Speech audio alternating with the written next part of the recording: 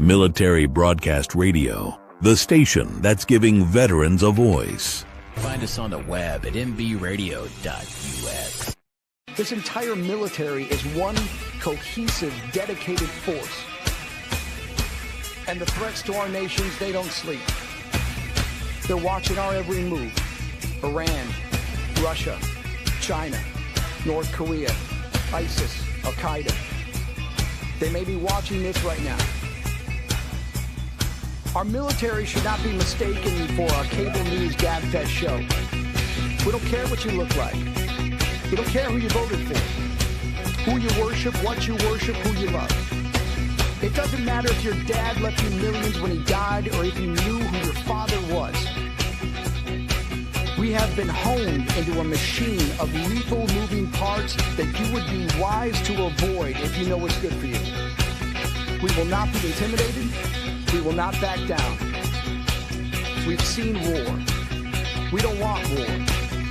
But if you want war with the United States of America, there's one thing I can promise you, so help me God. Someone else will raise your sons and daughters.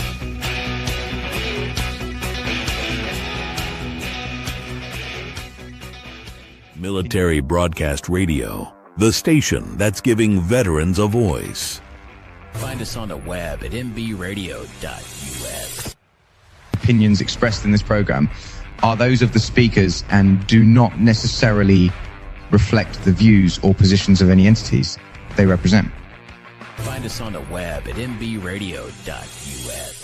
Join Terri with Tracer Rounds every Tuesday at 8 p.m. Eastern to hear interviews with veteran artists, veteran business owners, and businesses that support veterans. Catch us on Roku, Amazon Fire TV, and MB Radio. If you miss a show, you can listen again on Reefs Across America Radio every Wednesday at 3 p.m. Eastern. Tune in to see if you are on target. MBR, giving veterans a voice. And welcome back to the Tracer Round Show. You're on Military Broadcast Radio, where we're giving veterans a voice. And tonight's voice is to Edwardo Javier Guitron. Welcome, Javier. Hey, thank you for having me, Terry. So excited to have you tonight. I read through your bio, and I know that you were in the Army for 22 and a half years, and all of that was active duty, right? Correct. And you were first assigned to the 82nd. Can you tell us a little bit about your military service and why you decided to join in the first place? You joined in 2001. Is that correct? I did. Yeah. So why did you decide to join? What was it that drew you to the military? Well, no different from many children. And I was 17 when I joined, so I said I was a child. I was still a teenager in my mind for a few years. I was from a small town named Modesto, California. Very humble beginnings. My parents are immigrants, so they wanted me to go to college and stay around the area, maybe be a police officer and, raise a family and be around them. Like most Mexican or immigrant families want. They just want all their kids around them at all times. So that wasn't really me. I didn't envision that for myself. So I felt like I needed to leave. And how I joined the Army was, I think it was after my last water polo game, I got a phone call from a recruiter out of nowhere. And I said, "Hey, is this Edwardo Guitron?" I'm like, "Yeah, how you doing?" "Hi, what are you doing after high school?" I was like, maybe go to junior college, maybe play water polo some more, maybe jump out of a few planes. I don't know, some things I wanted to do. And then he goes, and I'm 16, mind you, at this time. And I said, so he goes, "Want to be an airborne ranger?" I was like, "What do they do? They jump out of planes." I'm like, "Yeah, I'll do that." And then he confirmed my birthday. He was like, "Wait a minute, you're 16? I was like, "Yeah. I can't talk to you until you turn 17 in November. So go ahead and talk to me after you turn 17. And I was like, "Sure, I'll call you, I guess." And me being the loyal person that I was, or am within reason, I give him a call after I turned 17. It was around December, actually. And I told him, "Hey, you asked me to call you back, so I called you." And from there, I depped in January 26, 2001. And then I shipped off on August 2nd, 2001 to basic training. So where did you take your basic training at? Fort Benning, Georgia. Okay, yeah, Mhm. Fort. Let's see. So they changed the name, didn't they? It's a It's new. still it's back to Benning now. Is it okay? It's not so what they did with all the naming conventions, they changed it back to the same name, but just a different person with the same last name of that fort. Oh, So that makes sense. Yeah, I mhm. think I did see that because Fort Hood was Fort Cavazos, and then they changed it back to Hood. So yes, and then Fort Bragg, same way. They changed it to Fort Freedom or something, and then they changed it back to Fort Bragg. I've always known it as Fort Bragg, and in the small interim years, it was called Fort whatever it was. I refuse to say the name. I always called it Fort Bragg, and even as a contractor, some of the people would be like, "Hey, it's called this now." No, it's Fort Bragg to me. I went to pre-ranger there. I went to the Q course there. It is Fort Bragg. It has always been Fort Bragg. It will always be Fort Bragg, no matter what they change it to. I mean, I think that's ingrained, so I think it would stick. It sticks with me because I spent some time at Fort Bragg too. So I was there for like 5 months, and I was like, it's Fort Bragg. I don't care whatever else they call it, but it is Fort Mhm. Bragg. Yeah. I have to agree. So, what was the 82nd like? What was it like being an airborne ranger? Did you find that interesting? Is it what you thought it would be? Like, what was the most exciting thing that you remember from that time? First, I did not show up an airborne ranger, and I think your audience would know a distinction.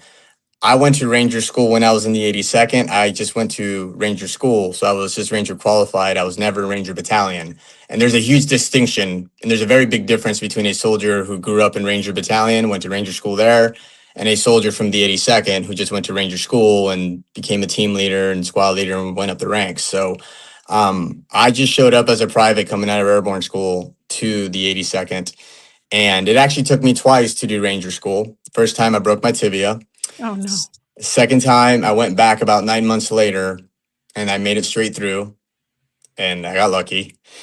And that's how I went to Ranger School. And I went the first time 2004. I'd already deployed twice by then. And then the second time was in 2005. I went in March and I finished in May. And yeah, and then afterwards deployed for 15 months. So, Oh, wow. yeah. And so then you went to the Q course too. So you went from being in the 82nd to trying out and we were talking a little bit before the show, and you kind of mentioned you kind of got tricked into going and doing it, and then the person kind of backed out on you. Can you tell us about that? That's an interesting story. It is. And this is where, your mother would ask, if your friends jump out of a plane, would you jump out too? I was like, yeah, Mom, I would. Exactly. And I was that kid. I'm still that guy to a point. I mean, I have a kid now, so I'm not as silly as I was back then, but I was actually stationed in Fort Meade because after that 15-month deployment in the 82nd, I re-enlisted to go somewhere else because I was just very much done. Friends are dead, a lot of people injured, everyone was going out to every direction, everyone I grew up with were gone, so I didn't want to be there. So I re-enlisted, weirdly enough, to go to a place that I've never heard of in Fort Meade. And then from there, that's when I went to a few schools, and one of these schools, BNOC, now it's called ALC, Right. but I met Tim there, and Tim was in my small group, and then we kept in touch. And then he's like, hey, let's play Call of Duty sometime. I'm like, sure. That's when I used to play video games, and you'll understand why I don't play them anymore after this. So he came down to Quantico in Virginia because he was doing some training out in Quantico, and I drove 2 hours to go and see him. And again, he was my drinking friend, right? So we drank that night, talked about life, talked about where we want to go. I told him, hey, man, I'm getting out of the Army next year. I'm really ready to get out. And I told him, yeah, I was probably going to go to college and stay around the Maryland area at the time. And then, crashed down on his couch in the hotel room. I woke up, said, hey, man, I got to drive back. See you later, because it was Sunday and going to work the next day. And he goes, hey, Javi, can you come back? I'm like, and come right back in the hotel room. And he goes, I need to ask you a question. I'm like, what's that? Would you go to selection with me? And I said, well, which one? PsyOps, Civil Affairs, SF. He goes, SF. I'm like, cool. When do you want to go? October. This is May when he asked me. So I said, sure, I'll go with you. And, I talked to the SF recruiter and said, hey, I'd like to go in October. Okay, cool. Get your physical in. I already got a physical in, and I was set for October and I was training up. I wasn't really training too hard because I was already sort of in shape anyway. So that's why I was like, sure, I'll go. I didn't care. Right. And October, I show up and I'm around in the reception area in Fort Bragg. I don't see Tim. Then we get out to Camp McCall. I don't see Tim in any of the tents. Back in the day, we did it in tents. And then after the PT test, all those people they called out and that didn't pass, he wasn't around. So I'm like, maybe he got sick. Maybe life happened, whatever. But I'd already promised myself by then. I already voluntarily withdrew from one thing in my military career, and I promised myself I would never do it again. I'd literally much rather self-delete than ever have that shame. Even though my heart really wasn't into doing that thing, I voluntarily withdrew. It's still that pain as a man, as a soldier, the ego, the pride that we have that draws us to go to the next level in anything. That still hurts. It hurts a lot. And I didn't realize how bad it hurt until I did it. And I realized I will never do it again. And I mean, ever. So sure enough, I show up here. I finished the PT test and selection. I think there's from 400, it went down to like maybe 330. It was a lot of people that failed, I remember. And then from there, I'm like, well, I'm here. I'm not going to stop until I'm hurt or I'm finished. That's where I'm going to go. And I finish it. I get selected. I get my phone back. I call Tim. I'm like, hey, Tim, are you good? I was like, yeah, why? What's up? Well, you asked me to go to selection with you. You're not here. I just got selected. I just want to make sure you're okay. And he hangs up the phone. I text him and no answer. And I was like, you know what? I'm hungry. My feet hurt. That's like tomorrow problems. I didn't care. So I ate a lot of food in Fayetteville that day and then get the next plane trip the next day going back, turn on PlayStation 3 network. I see my gamer tag with him, deleted and blocked. I can't re-add him. So he blocks me from PlayStation Network and the gamer tag to add on. And I'm like, really, dude? You blocked me off of my phone and then you blocked me off of this? You asked me to go with you. What's going on here? And that's literally, and I was still going to get out of the Army then. And then I had some good mentors in Fort Meade that convinced me, saying, listen, you have an opportunity here. You're young. You have your whole life ahead of you. And I told him, you're right. I want to get out, maybe go National Guard SF, but I don't want to do this anymore. And then one of them spoke some sense into me and he convinced me multiple times too. He did not stop and he convinced me to stay. And I did. Finished the Q course in 2012 in April. And then I got to 7th group in June 2012.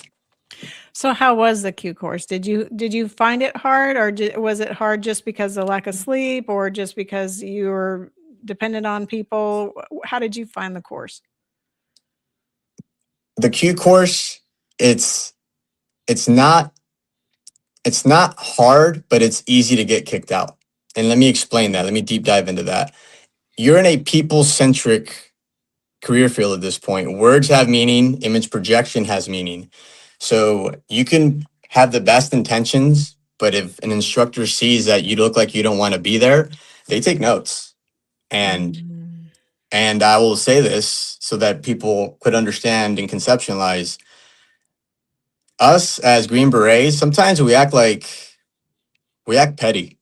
And if we don't like a guy, they would kind of, and I've seen them do this. This is where I'm like, they literally just teamed up against a guy that's actually a good person, but maybe he didn't really like have the look to a certain instructor, and then they would somehow like pick on him to a point where he would be gone. I'm like, okay, cool. That wasn't me. Luckily, I mean, I knew how to play the part, but if you go ahead and have a bad day in front of the wrong person, it can really be detrimental for the rest of the Q course. It could follow you. I mean, that's just how it is. And that's the community. If no one, commercials would never say it, but if you don't act the part, if you don't get along to go in, and they want you to have a certain image projection and demeanor, professionalism, obviously not look horrible in uniform and perform at all times and never embarrass yourself or embarrass your team. If you look like you're doing the bare minimum, that's where they catch you. Because, and I'll say this example. We had a release run one time and our instructor says, hey, just don't fall behind me. For you guys, just go ahead and go. So we just sprinted off. And that's when I used to be a gazelle. So I finished second, and I'm very, very disappointed because it was between me and my buddy, Scott. He was just always super fast, but at times I would beat him. And then I'm breathing hard. I'm like, God, you beat me this time. And then we're waiting for everyone to come back. The instructor is in front of like a gaggle of about like 11, 12 people. And then he goes, for you guys that went ahead and did your best, I will never look at you for the rest of the Q course. In fact, I'm not worried about you. I don't have to ever think about you shortchanging me. For you guys that went ahead and just stayed right above me, right ahead of me for about 10 feet, I will look at you for the rest of the time and I will find something wrong with you and I will kick you out. Oh, wow. But do you understand where that makes sense? Because why would you want people to do the bare minimum? To be out there when no one is watching you? You're supposed to do the right thing. You given an intent, you develop the task and purpose. If you're out there doing what you're not supposed to do when no one's looking, do you want that person on the team with you? Right. I mean, you get what I'm saying? Like it made sense to me. At first, I'm just like, that's kind of off. But then as I was going back to class that day, I told Scott, I was like, you know what? I'm glad Sergeant Coleman said that. I really am. I'm glad he said that. It kind of like valued us and realized I don't have to look at you guys anymore.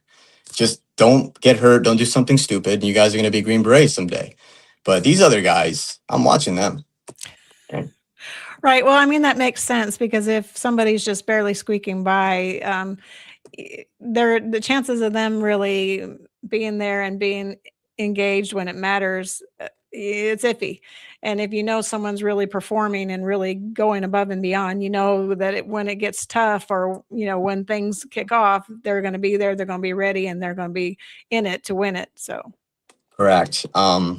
So that was just one example, right? And it could seem cruel to some people, but that was probably one time I believed in that system. I'm like, yep, I'm glad they did that and you know what? Some of those guys that were the bare minimum, they got kicked out when they got to SF, they got kicked out. Like they're out of the Army, got kicked out of the Army kind of thing. So again, sometimes it works. Sometimes that does work. So. Well, they always say that you want to teach somebody to fish, you don't want to give them the fish. And so if you're always like leading them by the hand because they're like, well, what am I doing now? And what's next? And like they're, always fishing for stuff and you're always feeding them, they're not learning to survive on their own. And you're going to spend a 20-year career leading them by the hand. And you don't want to do that either. You want them to be self-sufficient. You want them to be doing, the job, and they know, and you can move on and get the mission done. So it is a very tightrope or balance you have to do between like giving them stuff and then not giving them too much, because you don't want to spend a whole 20-year career like spoon feeding somebody. No, that's correct. And from there, graduate. Actually, in my graduation, Ross Perot, he was the guest speaker. So he gave me my Green Beret. Oh, wow. On my graduation. Yeah. So that was cool.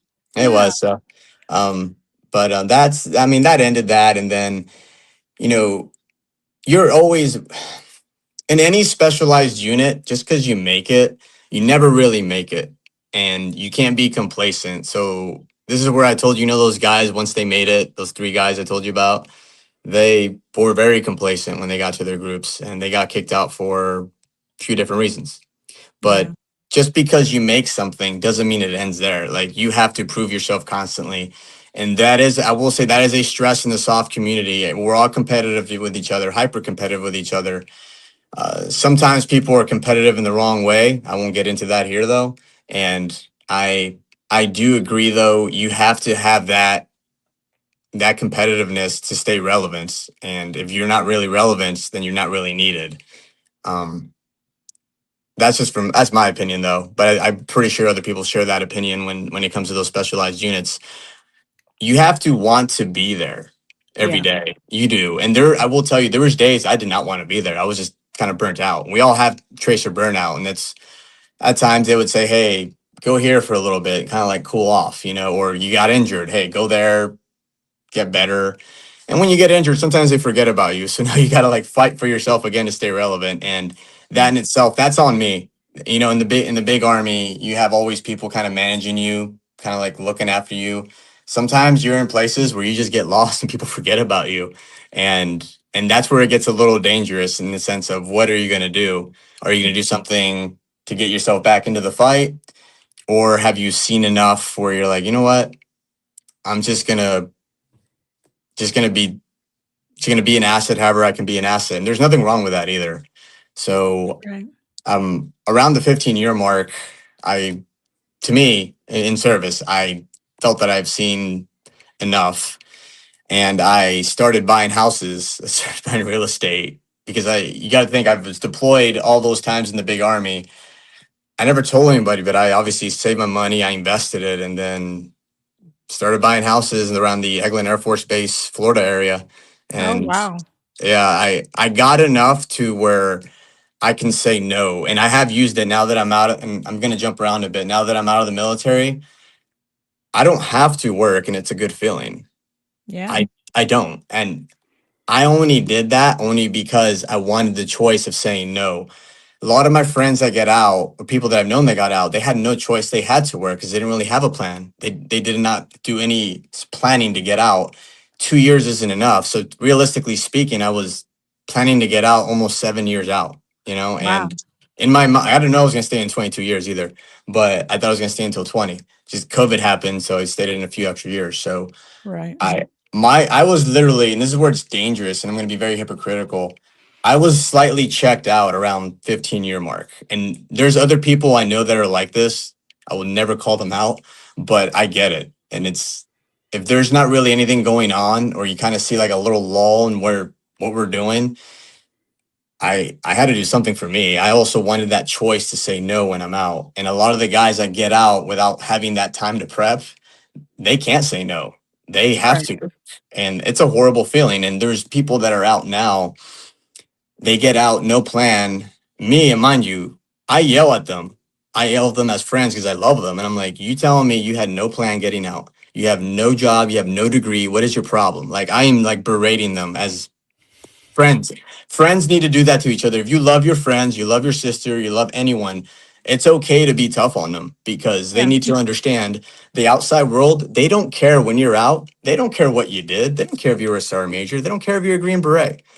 They Right. really don't. They don't care about any of that. All they care about is results and what you can do for them, and can your experiences match with them. And I'm going to give you an example. I was given a job interview. They said minimum qualifications for this project management position, bachelor's degree, and any other managerial services. So I'm like, well, pretty much did program management, while I was, an NCO or a Green Beret, especially. And then I interview, and then the guy comes in afterwards. We're like, hey, all you guys that interviewed, we like all of you, but the stakeholders decided we're just going to take people with master's degrees. Me being argumentative how I am, I talked to the guy off, just on the Yeah. side. I'm like, you told me on this, everyone, minimum bachelor's degree to be considered to this. Yes, minimum. But the stakeholders decided that he just wants people with master's degrees. And I'm like, oh, okay. And I don't like being told no that way, especially, and it almost felt like I failed. So because of that, I got a master's degree because of that. So I'm just like, F everything. I will never have anyone tell me no, I can't do it because I was missing a degree. No, I purposely got out of the military wanting to make sure I had a bachelor's degree, because I was told by my mentors that are in and out, hey, don't leave without your bachelor's degree. I wish they had told me, don't leave without your master's degree. And one of the contracts I do now, I'm an instructor for the Army. Actually, I'm still a contractor for the Army to a certain capacity. I was in Germany recently. I just got back about 4 weeks ago, and I'm telling these soldiers in Germany in Grafenwehr, and I was just like, hey, do you guys start or even have a degree? No. I was like, you want me to give you some advice? Don't get out of the Army without a master's degree. I was like, why a master's? Then I told them what happened. I'm like, oh, really? I was like, really? They don't care? They don't care you were an artilleryman? They don't care that you were a petroleum specialist? You think they care? They don't. They care what you have on that piece of paper that matches them. If they got a master's degree, they want you to have a master's degree. Yeah. And that's how it works. Yeah.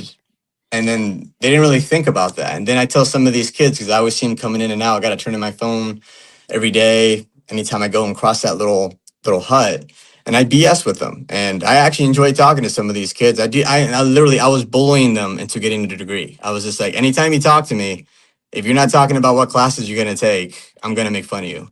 And I honestly, I was like, go ahead, tell on me. You really think I need this job? Go ahead. They can fire me for hazing you. But if you're not doing this, you're a silly, silly person.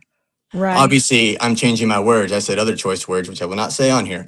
But I was bullying these kids, and some of them actually took it. It was actually kind of cool. They're like, hey, no one's really spoke to me that way.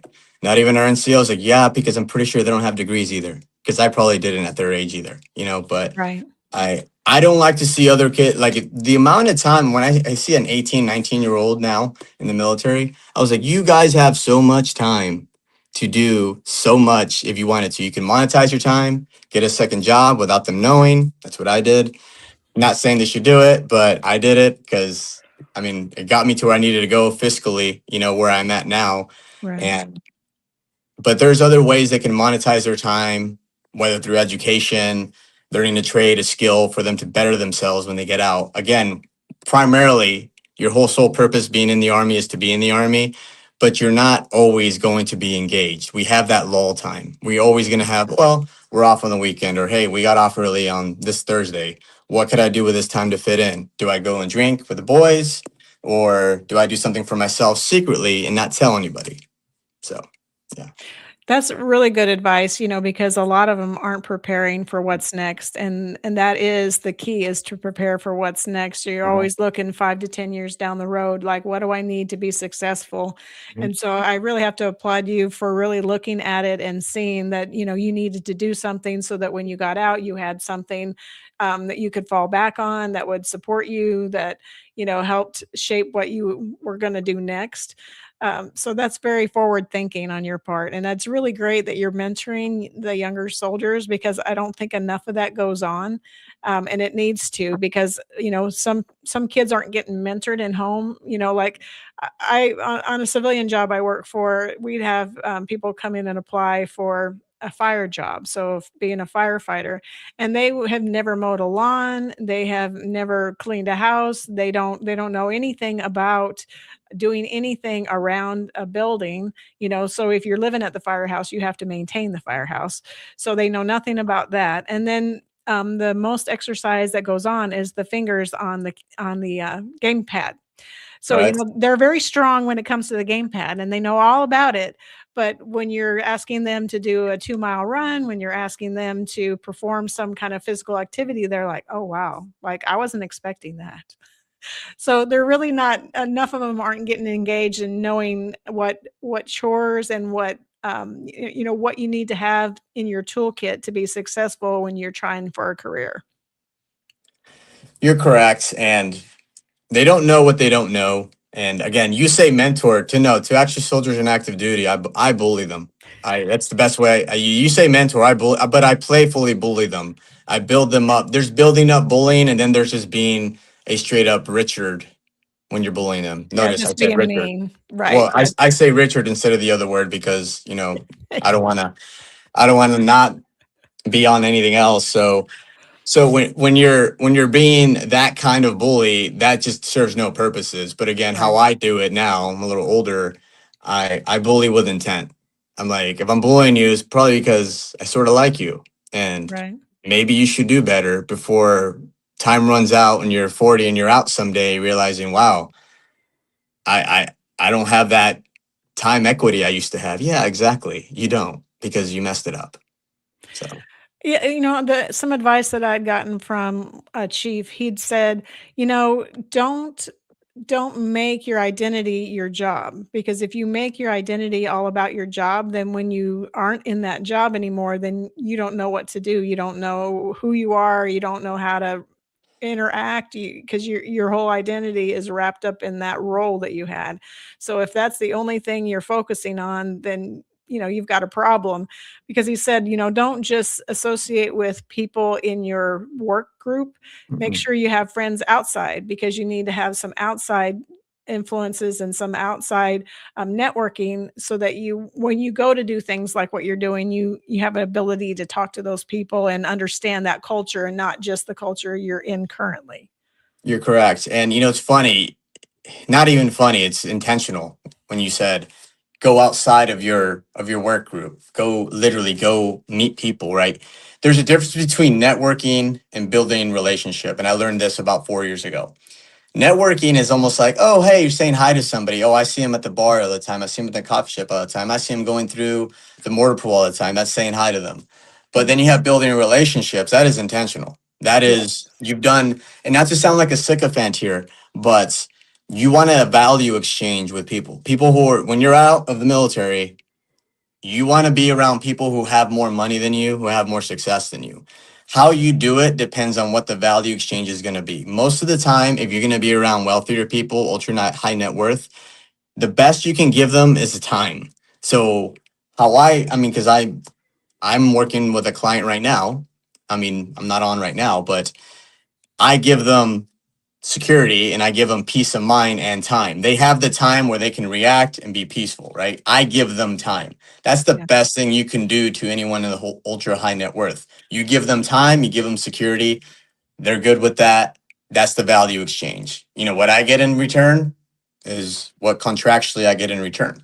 So I would highly suggest, if you're going to, either while you're in or when you're out, intentionally build relationships. How you do it is on you, but you may want to practice while you're in how to do it efficiently. And how do you do that? What's the value exchange between me and a person that I know I can gain value from, and they can gain value from me? Because why would someone more successful than me or higher rank than me want to hang out with me? I have to have some form of value exchange where I'm going to give them something, right? So there's saying hi to a person. Just because you made face with somebody doesn't mean anything. Because you know how they say it's all about who you know? No, it's about who knows you. Are they thinking about Terry to get this position or to get something that gives them a better opportunity? Are they thinking about you? That's the thing. It's how do they think about you? It's not who you know. You can know everyone, but you can say hi to everyone. You see them in the mortar pool, see them down the hall, see them in the coffee shop. Just because you know them doesn't mean they know you.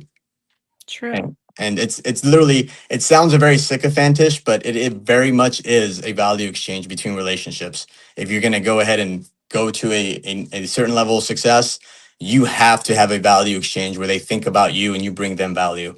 And I actually despised that way of thinking while I was in, but now that I'm out, I realize, you know what? I think I want to be rich. So I'm going to go to law school now.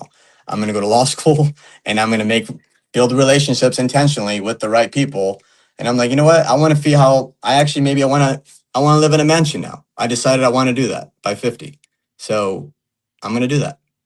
And I'm going to intentionally do that. So do you still buy houses, or do you still have those houses, or did you sell them? So how did you actually pick real estate as what you were going to do, and how did you become savvy in that market? It sort of became by accident because, that time at 15 years, I hit a fork in the road, right? And just in life in general. And if it wasn't real estate, I had a neighbor. He's became my property manager and accountant for a bit. And well, he died because he was kind of old, unfortunately. But I was very upset one day. He came over to my house. I was next door neighbors with him. I was being very rude. And the next day I came over and I told him, like, there was no excuse other than I shouldn't have talked to you that way. And I barely talked to you and I'm sorry.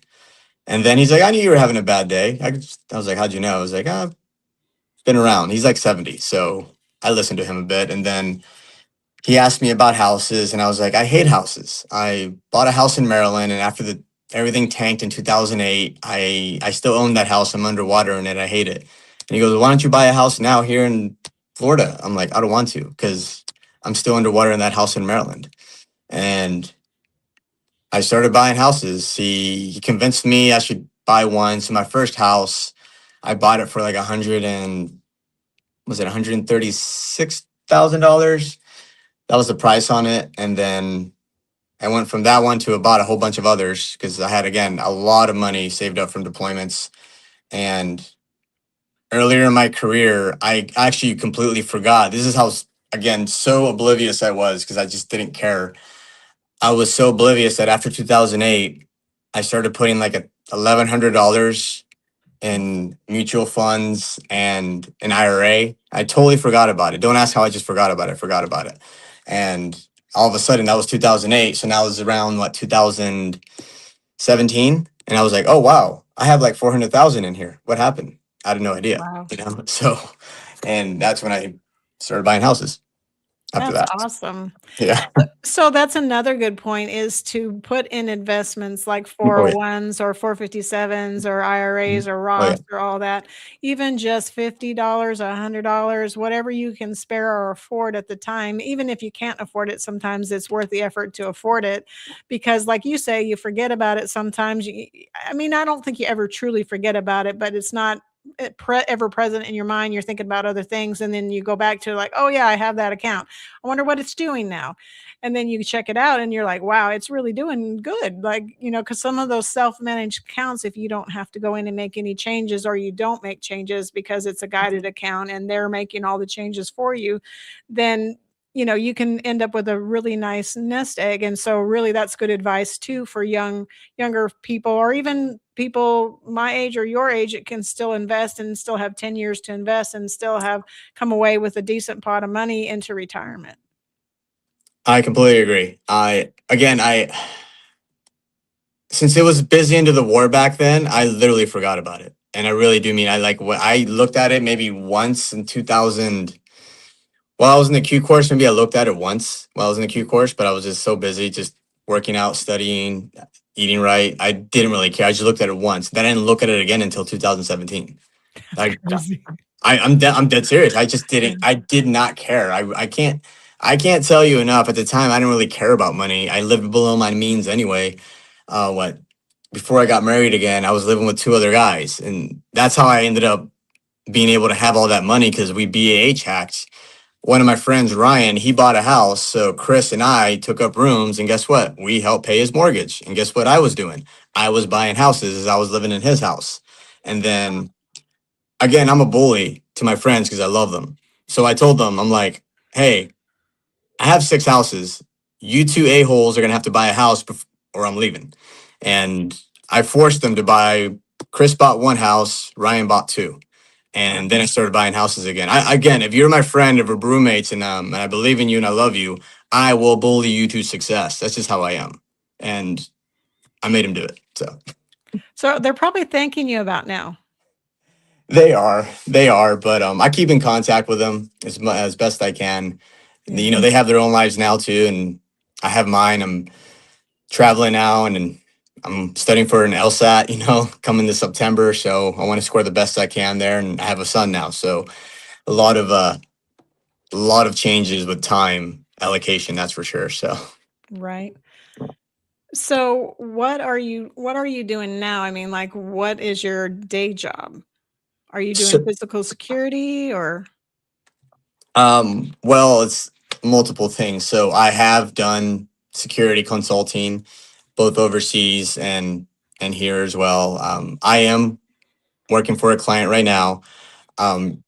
Physical security is, sure, that's an element of it, but there's also an element of protective intelligence. Yeah. That's a fancy way of saying, hey, be a critical thinker. Who are the people around? Are they threats? Threat detection. With any family members. It's just or just people around in general. So it's not just, no offense to those mall cops, and they do a good job in the mall being a deterrent. But it's none of that. It's legitimately, it's a thinking person's game. What I do now, and given my background and mentoring in the executive protection realm, I've had some good mentors even in this realm. I'm always learning. So because of that, I mean, I'm able to do what I can. Obviously, my prior career in the military has helped with this position. But yes, I am doing security, but protective intelligence and security wrapped up into one. Counter surveillance, so it's a multitude of things. It can be, when it's boring, it's good. You never want it to be exciting, because then it puts them in danger, which is my whole sole purpose in life is to ensure when I'm on, and even when I'm off, I still think about clients. I'm like, hey, hopefully they're safe. but when I'm on, it's game time. It's their life, and you can't put a price on life. So their their safety is my concern, utmost concern. So does it take you out of the country? Does it take you across the country? Do you usually stay in one place generally? It varies between clients. Yes. But yes, to answer your question, it varies, and yes to all. And so you said you're also contracting with the Army, and you were in Grafenwehr where they're doing training, because that's a big training place or post or base or whatever word you want to use, training ground in Germany. So do you do that too all the time, or is that just contract by contract, or how does that work? So that's part-time on call. It's one of the best gigs you can get when you leave the military because they renew your clearance. So they only require me to go once a year with them. I already fulfilled my once a year obligation. Other times I couldn't go. I actually did want to go because it was either family obligations that I just couldn't say no to, or had an injury. Or had a VA appointment I couldn't miss. It'd be like reasons I couldn't go. I actually enjoy that contract. It pays the least. Again, I don't want to sound like a complete, gold digger, but when you're out, time is money. It pays the least. And again, I know how it sounds, but it pays the least, but I'm the youngest person on that contract. So what I get fulfillment out of it, besides interacting with soldiers at times, is these much wiser and experienced people. There's people there that are like 87 and they're still working. I get to ask them about life. And also a lot of these people stay on there because they know they keep saying, "No, this is my last rotation. This is my last rotation." And they keep saying that. But I would ask them and I'd call them out. I was like, you know what? Every rotation I've been on, no one has died. So how about this? Every rotation I go on, you need to go on, and don't stop going on them because you're going to die. These guys have the darkest humor ever. They're like 87 in their 80s and their 70s. They go along with it. And they're like, yeah, I think you're right. I'm probably going to stay here a little longer. I was like, maybe you should, because I don't want to see you die. And the thing is, we're talking about mortality here like it's a joke, but it's really, it's blissful when I'm around them, because they like tell me, like, I have a son your age and I have a grandson your age. I'm like, wow, so I enjoy hearing their stories. And again, there's stuff I don't know about life. So I ask them all these questions because I don't know everything. And when I'm around them, I do speak a little better, well-mannered compared to some of the hooligans I'm around sometimes. And I feel fulfilled when I'm with them. And it's a good time. It really is. It's more good for the soul, and I enjoy it when I'm with them. So yeah. Yeah, and I think they get a lot out of it too, because once you retire and you're not engaged in something meaningful, like training soldiers and being part of a machine again is very meaningful work and very validating, I guess I would say. So, it's good for them too. And like you said, and not to harp on the mortality thing, but when you slow down and stop and you stop doing things, that's when things happen, because if you're engaged and you're active and you're doing things and you're keeping your mind fresh and you're, constantly like looking for things and looking at operations and deciding which ways to go, you're really engaging all your senses. And that's so important to maintaining physical and mental health. And if you kind of stop doing those things, then that's when the decline sets in, I think. You're correct. So I like it. It keeps them sharp, but also it's like a high school reunion for them every time. Right. And I told them, like, well, I'm the youngest guy here. I mean, it'd be cool if other people my age join, but like I'm the child to them, which is kind of cool. I haven't been the youngest guy to anything recently, but to them I am. Maybe that's one reason why I like going there. But it's a good feeling, and it's good people. And I like to bully kids in the Army when I'm there to make them do better. I'm like, what are you doing? So Right. Just challenge them. I mean, I think that's yeah, what it's about is challenging you to do better and be better and really think outside the box. You know, you usually just think of your perimeter, just what you see yeah, visually and not anything outside that. And until you start looking outside and thinking, okay, well, what's outside this? What can I do? You know, where do I need to focus my energy or effort? So it's really great that you are doing that for them because they need that. no, correct. And I'll tell you a story. When I was still a Green Beret, I actually helped people earn their Green Berets secretly. It's something I would broadcast. I didn't put it on Instagram. Again, I don't play that game. I can't tell you how so against it I am. But eventually, I'm gonna have to join that realm. But I don't like. I just don't like the imposters that's. For instance, I know there's people out there that are charging money to help people pass selection. And I'm like, I did it for free because people came to me. And then I only regret one of them because he's a Green Beret now and I do not like him. And that's like, it's one of those, dang, I helped make you. I shouldn't have helped you. I don't like you. And because of that, I never wanted to help people again, at least be a Green Beret. But I'm like teetering on the idea of I would do it for free if somebody actually wanted to do it. I would help one more person one more time. I would fly out to where because I have the money and I have the time, depending. I can fly out to wherever they're at, and I would be like, "You want to be a GB? Well, I can get a hotel. I could eat well. I could work out all the time. We can go in the woods. We can walk for 10 hours." Because that's how long the star course is. You're walking for 10 hours from night to day. Hopefully, you don't get bit by a snake. You know, fall in a hole and twist your knee, tear your ACL. You're gonna walk into like many webs of spiders in the woods, and you're gonna scream in the freaking woods to the top of your lungs because you have webs in your face. You want to go through I'll do all that. I don't care.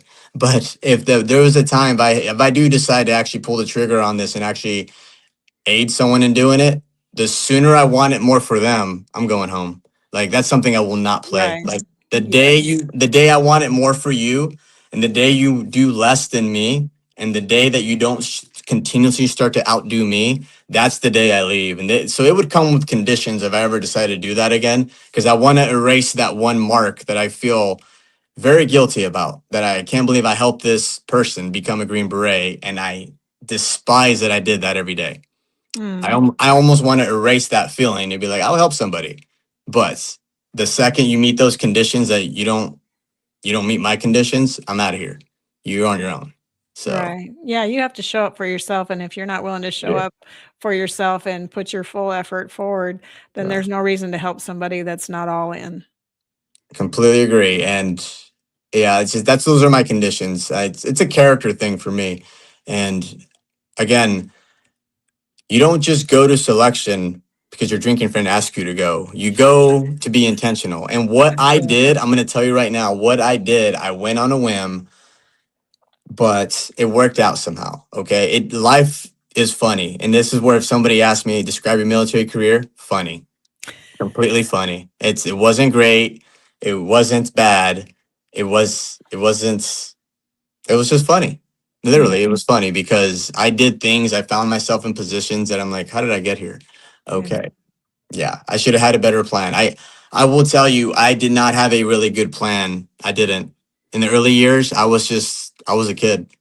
Yeah. I was a kid. I thought I was going to get out and go back to Modesto. And then the longer I stayed in, obviously views changed, but I didn't have a good plan. And I'm trying to have a better plan now. And I think I have a pretty solid plan. But I hope other people know when you get out, no one cares. And the only thing you have to do is produce results. But Mhm. have things and have the ability to say no. And if you don't, find the ability to say no. Get there. To be, I don't want to say the word, I guess I could say the word. If you feel enslaved, that's a problem.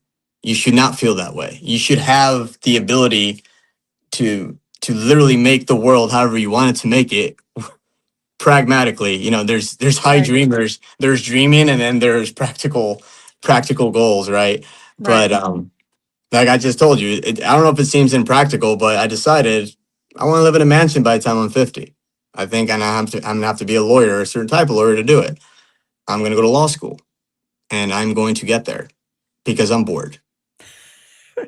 Well, that's a lofty goal, and I wish you all the luck there. What type of lawyer do you want to be? Sports law and entertainment lawyer. Oh, wow. Okay. That'll be an interesting one for sure. I decided I want to take. Why would I take money from common folks like us? I'd rather get it from the high net worth who are going to need it. They're going to need the representation, and Yeah. I'm already doing it from a protection standpoint. So why not doing it from a legal standpoint and trying to get them the most money they can on a contract, NIL, whatnot? Sure, let's do it. You know, that's the way I see it. I think I'd rather do that than, God forbid, ever be a family lawyer. Family court is like the worst one, I think, in my Yeah. opinion. That would Or rip your heart out every time, I'm afraid. Yeah. You'd have PTSD just from some of the cases you hear. and you'd probably be demoralized, or just like you see people as like in a different view because you see it. You see kids, you see the the whole process is just so horrible, and I think that would like callous my soul. So instead, I'd rather go to entertainment and sports, and I think that'd be my niche. So yeah. I think that's a good lane. I think that's well thought out, and I think it's a good way to go. So, what do your parents think about you now? Now that you've done the Army thing, you've bought houses, because they were wanting you to come back and be a police officer. You said so. What are they thinking about your career path now? My dad's proud of me. He's just he's a Mexican immigrant man who's just like, that's my boy. That's my boy. He did it. So he would always he always brags about me, which is great. Yeah, And that's nice. and my mom, all she cares about, and she's glad that she has a grandson now, and she just wants me to be safe. Yeah. But and I make calculated risks. I'm not gonna completely just BS you here. And I tell her sometimes whatever she needs to know, because some things don't need to be communicated. And that's the honest truth. You don't need to communicate everything to everyone or to anyone sometimes. And that's okay. You just don't have to lie to them, but you don't have to communicate everything to them. So Right. Yeah, some things are better left unsaid. very much so. Yeah. So we've got about 8 minutes left. Is there anything else you wanted to put out, or anything else you wanted to talk about that you wanted to leave with the audience and leave for them, food for thought type of comments or information? Yeah. There's going to be times in the military and in your life where you're going to have this line, the red line, of morality, ethics, legal, illegal. And if you're going to cross that line, be sure you're able to explain it, if you're caught, to your peers, your kids, your chain of command, people that have stake in you. Be sure you're prepared to say why you did it. And if you can't, then don't do it. Right. So if you're going to do it for selfish reasons that doesn't help the mission, the task, the fluidity of the contract, or the fluidity of the team, guess what? Not worth doing it. Not worth it. So True. There, because you do walk a fine line sometimes, you and do. you have to really decide whether it's worth it to do this or that, and you really have to put it in perspective with the people around you, and will it make sense to them, and will they be harmed by your decision? What does that look like when you're talking to your family later on? So you really do have to put it in that context in order to make the best decision, I think.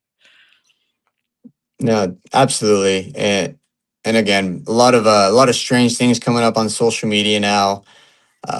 Horrible influences out there. You are what you take in. If that's I call social media digital fentanyl now. It's like, it's strange what it's doing to kids. Yeah. It's so impressionable now. Like they tell kids you need to look this way.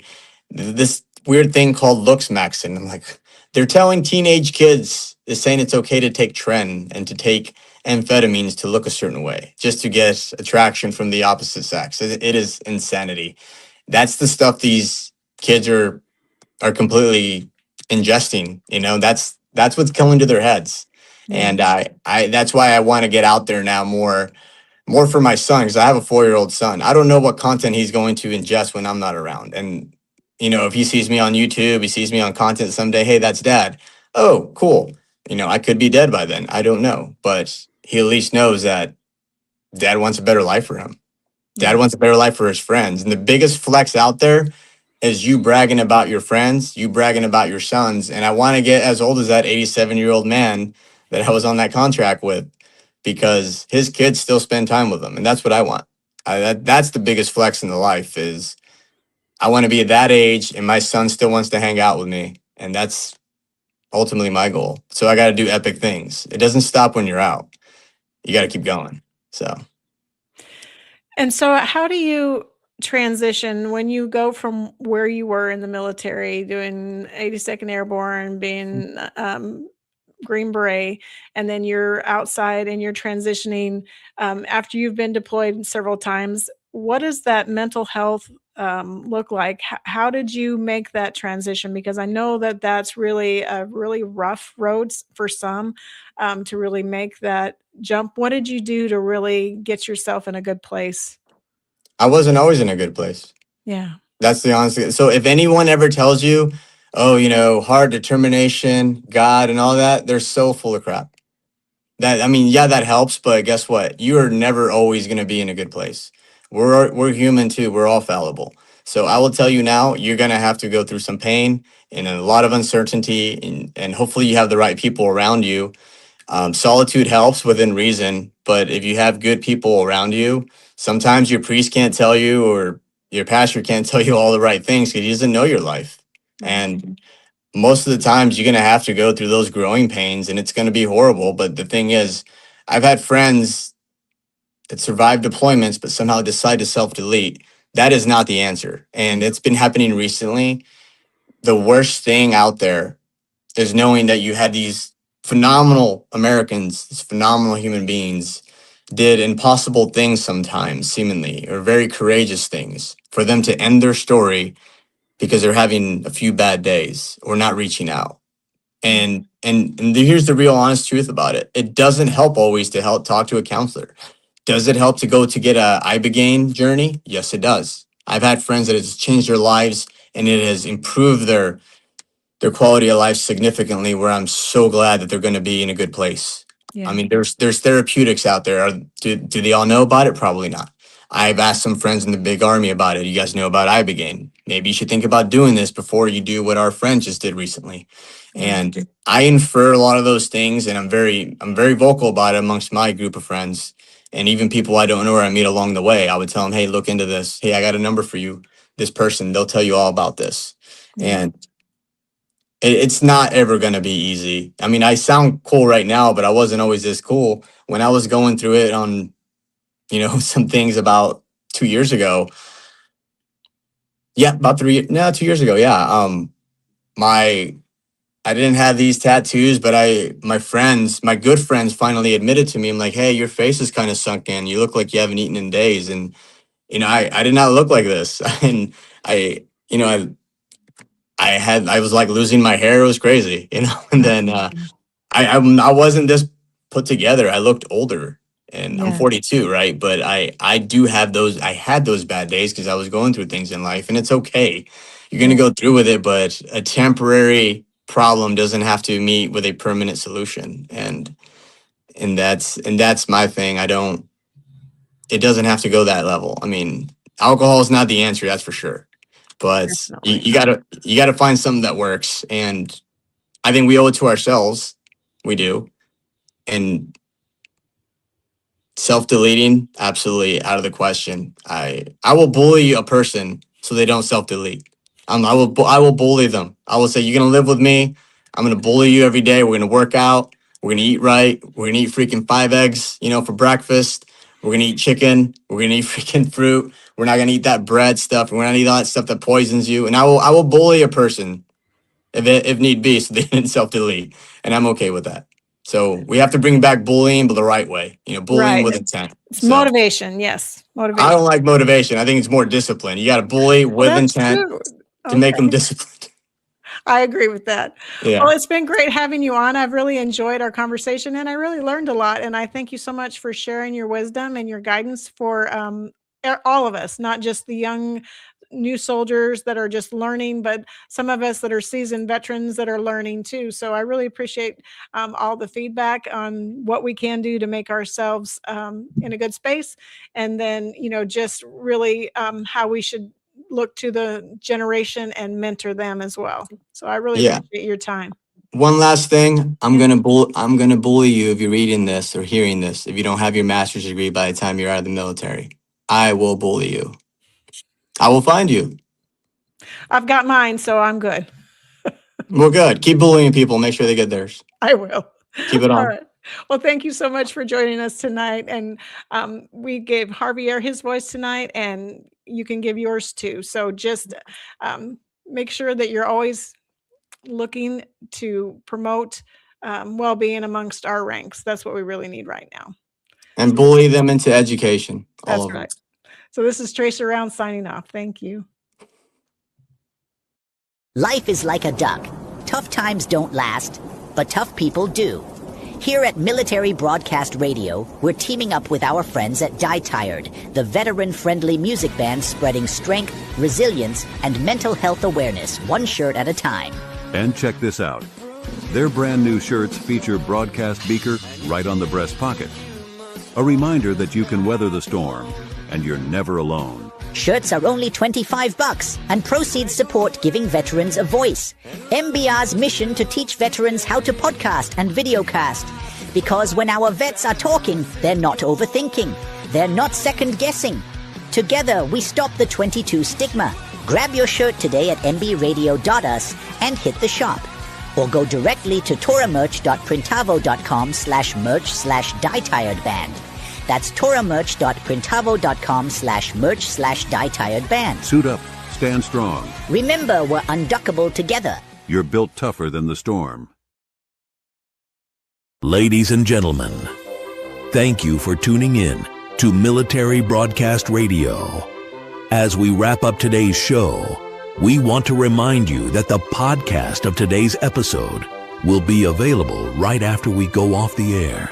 So if you missed any part of the show or want to listen again, be sure to check it out.